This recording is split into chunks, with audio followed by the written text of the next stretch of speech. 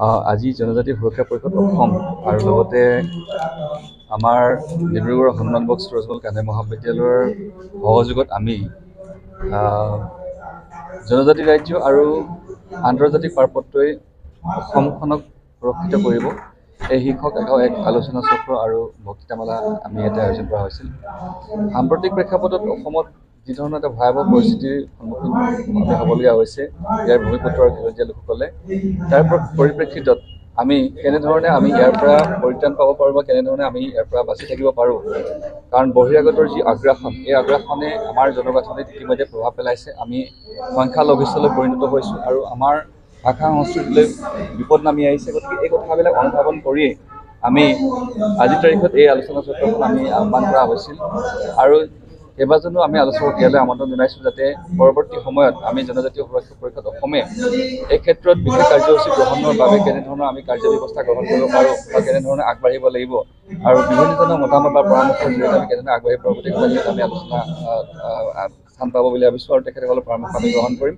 আৰু আমি সকলোকে আহ্বান জনাব খুজিছোঁ, বিশেষভাৱে এটা কথা আমি এক্সিষ্টিং যিসকল ট্ৰাইবেল অৰ্গেনাইজেশ্যন আছে বা তেখেতসকল যিসকল লোক আছে তেখেতসকলক এটা আহ্বান জনাব খোজোঁ যে বৰ্তমান সময়ত আমি যিহেতু খুব কম সংখ্যকহে আমি খিলঞ্জীয়াৰ মানে ভূমিপুত্ৰ বুলি বাছি আছোঁগৈ, এইসকল লোকে যদি আমি আজি এই সন্ধিখনত যদি একেলগে আগবাঢ়িব নোৱাৰোঁ তেনেহ'লে আমাৰ বিপদ নিশ্চিতভাৱে অনিবাৰ্য। আমি খুব কম সময়ৰ ভিতৰতে আৰু ভয়াৱহ এটা পৰিস্থিতিৰ মুখলৈ আগবাঢ়িব লাগিব, সন্মুখীন হ'ব লাগিব। আৰু অসমখনৰ যিটো মানে ৰাজনৈতিক যিটো ব্যৱস্থা, এই গোটেই ব্যৱস্থাটোৰ ওপৰত আমাৰ অধিকাৰ ইতিমধ্যে আমাৰ বহুত কমি আহিছে আৰু ইতিমধ্যে নোহোৱা হ'বগৈ। গতিকে আমি ভাবোঁ যে এতিয়া যদি আমি সচেতন আৰু সজাগ নহওঁ তেনেহ'লে এই ব্যৱস্থাৰ পৰাও আমি এদিন বহুত দূৰত ৰ'বগৈ লাগিব। গতিকে আমি সকলোকে আহ্বান জনাব গৈছোঁ যে আজি যিসকল আমাৰ এক্সিষ্টিং ট্ৰাইবেল অৰ্গেনাইজেশ্যন আছে বা ট্ৰাইবেল সংঘ বা চিচিটোকে আৰম্ভ কৰি আহক আমি সকলোৱে মিলি বৰ্তমান এই সাম্প্ৰতিক সময়ত যি আমি ভয়ংকৰ এটা পৰিৱেশ পৰিস্থিতিৰ মুখামুখি হ'বলৈ গৈ আছোঁ, ইয়াৰ বিৰুদ্ধে একেলগে মোকাবিলা কৰিবৰ কাৰণে আমি একেলগে আগবাঢ়োঁ আৰু যাৰ জৰিয়তে আমি অসমখনক সুৰক্ষিত কৰিবৰ কাৰণে আমি এটা মানে ব্যৱস্থা আগবঢ়াব পাৰোঁ। আৰু লগতে আমি এইটো কথা চৰকাৰলৈ আহ্বান জনাব খুজিছোঁ আৰু দাবী জনাইছোঁ যে অসমখনক জনজাতিৰ মৰ্যাদা প্ৰদান কৰি লগতে ইনাৰলাইন পাৰ্মিটৰ যিটো ব্যৱস্থা, এই ব্যৱস্থাটো অসমত প্ৰৱৰ্তন কৰাৰ জৰিয়তে যাতে অসমখনক সুৰক্ষিত কৰাৰ কাৰণে চৰকাৰে যাৱতীয় ব্যৱস্থা গ্ৰহণ কৰে, তাৰ কাৰণে আমাৰ ফালৰ চৰকাৰলৈ আহ্বান জনাইছোঁ। আমাৰ স্পষ্ট কথা যে অসম বাচিব লাগিব, অসমীয়া বাচিব লাগিব। অসমত থলগিৰি খিলঞ্জীয়া ৰাইজৰ আধিপত্য থাকিব লাগিব আৰু অসমৰ প্ৰতিটো সম্পদ, প্ৰতিটো বায়'ডাইভাৰ্চিটিৰ ওপৰত খিলঞ্জীয়া থলগিৰি ৰাইজৰ অধিকাৰ অনাদি অনন্তকালীন থাকিব লাগিব। তাৰ কাৰণে আজি খিলঞ্জীয়া সুৰক্ষা পৰিষদে আমি ইয়াত এখন মিটিং দিছোঁ আৰু এই সভাখনত সকলোৱে নিজৰ মত পোষণ কৰিছোঁ। আমি স্পষ্টভাৱে কৈছোঁ যে অসমৰ 6টা জনগোষ্ঠীক জনজাতিকৰণৰ মাধ্যমেৰে অসম আৰু অসমীয়াক সুৰক্ষিত ভৱিষ্যতৰ দিশলৈ চৰকাৰে লৈ যাওক আৰু ইনাৰলাইন পাৰ্মিটৰ জৰিয়তে প্ৰতিটো সম্পদৰ ওপৰত যাতে অসমীয়া ৰাইজৰ অধিকাৰ থাকিব পাৰে তাৰ কাৰণে ব্যৱস্থাপনাখিনি গ্ৰহণ কৰক। চৰকাৰ নাচুৰবান্দা, চৰকাৰে ৰাজনীতি কৰিব বিচাৰে, চৰকাৰে অসমৰ জনসাধাৰণক লৈ তেওঁলোকে কাম কৰিব নিবিচাৰে, জাতীয় ইছ্যুবিলাকক লৈ তেখেতলোকে মাত মাতিব নিবিচাৰে আৰু জাতীয় ইছ্যুৰ প্ৰতি তেখেতলোকে পিঠি দিছে আৰু তেখেতলোকৰ জাতীয় দায়িত্ব সোঁৱৰাই দিবৰ কাৰণে আমি জনজাতি সুৰক্ষা মঞ্চ পুনৰ ইয়াত আমি দাবী উত্থাপন কৰিছোঁ। জনজাতীয় ৰাজ্য হিচাপে আপোনালোকে দাবী উত্থাপন কৰিছে, এইফালে এক্সিষ্টিং যিবিলাক ট্ৰাইবেল আছে তেওঁলোকে বিৰোধিতা কৰি আছে। চাওক, তেখেতলোকৰ সংখ্যা আছে, সংশয় আছে। তেখেতলোকে ভোগ কৰি থকা অধিকাৰবিলাক যাতে কোনোবাই কাঢ়ি নিব নোৱাৰে তাৰ কাৰণে তেখেতলোকে মাত মাতিছে, মাত মাতে স্বাভাৱিক কথা। কিন্তু তেখেতলোকৰ সংশয় দূৰ কৰাৰ দায়িত্ব কাৰ? চৰকাৰৰ। গতিকে যিখন নিৰ্বাচিত চৰকাৰ আছে, যিখন চৰকাৰৰ মূল মানুহজন আছে অসমৰ মুখ্যমন্ত্ৰী, তেখেতলোকৰ সংশয় দূৰ কৰিব লাগে। সংখ্যা আৰু সংশয় দূৰ কৰি আমি সকলোকে একেলগে লৈ যাতে থাকিলে অসমখন যে সুৰক্ষিত হ'ব, অনাগত ভৱিষ্যত অসমীয়া সুৰক্ষিত হ'ব, সেই কথাবিলাক বুজাব লাগে। কিন্তু সেই কথাবোৰ বুজোৱা নাই, ৰাজনীতি কৰিছে। আৰু আমি ভাবোঁ যে যিসকল এক্সিষ্টিং যিবিলাক ট্ৰাইবেল আছে তেখেতলোকে আমাৰ বিৰুদ্ধাচৰণ কৰা নাই, তেখেতলোকে ভোগ কৰি থকা অধিকাৰবিলাক যাতে খৰ্ব নহয় তাৰ কাৰণে তেখেতলোকে সচেতন হৈছে। এইটো এটা বাস্তৱ কথা। তেখেতলোকে সুৰক্ষা পৰিষদৰ মুখ্য উদ্দেশ্য হ'ল জনজাতি ৰাজ্য আৰু ইনাৰলাইন পাৰ্মিট।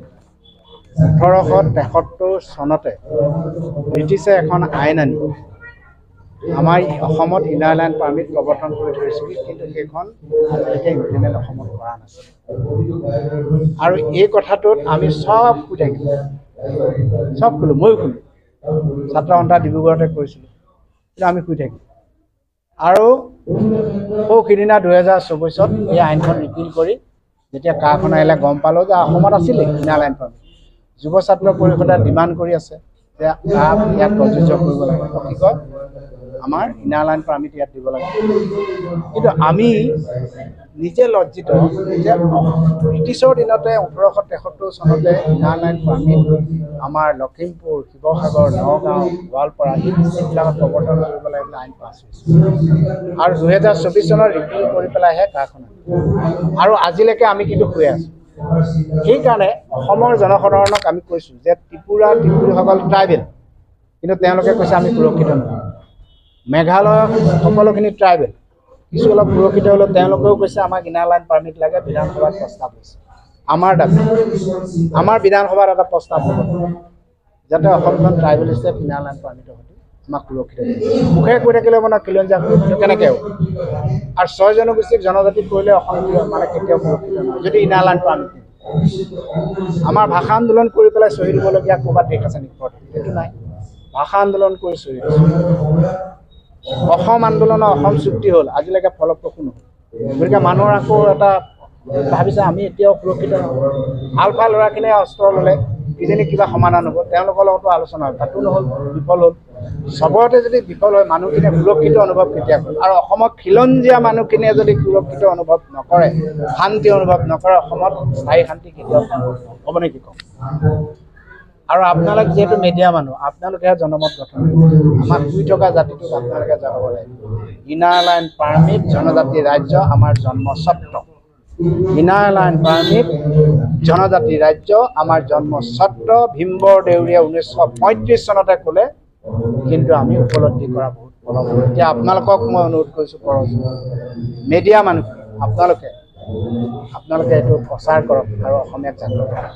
ধন্যবাদ।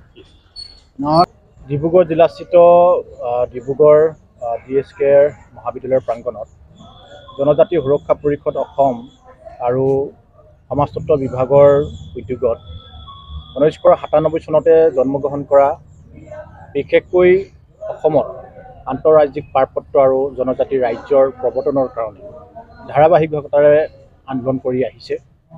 আমি জনজাতি সুৰক্ষাৰ পৰিষদ অসমে জনমত গঠন কৰি আমাৰ দাবীকেইটা চৰকাৰক দৃষ্টি নিক্ষেপ কৰিবৰ কাৰণে, চৰকাৰৰ ওচৰত দাবী পূৰণ কৰিবৰ কাৰণে আচলতে আমি জনমত গঠন কৰি অনাগত দিনত আমি আন্দোলনৰ ৰূপকতা কৰিছোঁ।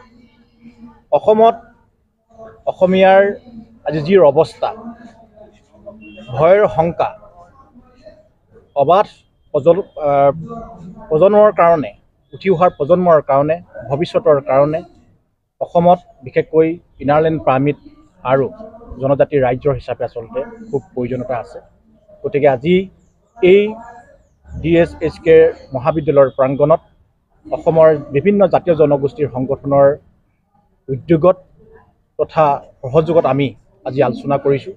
অনাগত দিনত আমি সমগ্ৰ জিলাসমূহত আমাৰ জনমত গঠন কৰি বা সমিতিসমূহ গঠন কৰি অনাগত দিনত অসমত ইনাৰ লাইন পাৰ্মিট আৰু জনজাতি ৰাজ্যৰ মৰ্যাদাৰ কাৰণে আমি জোৰদাৰ আন্দোলন কৰিম।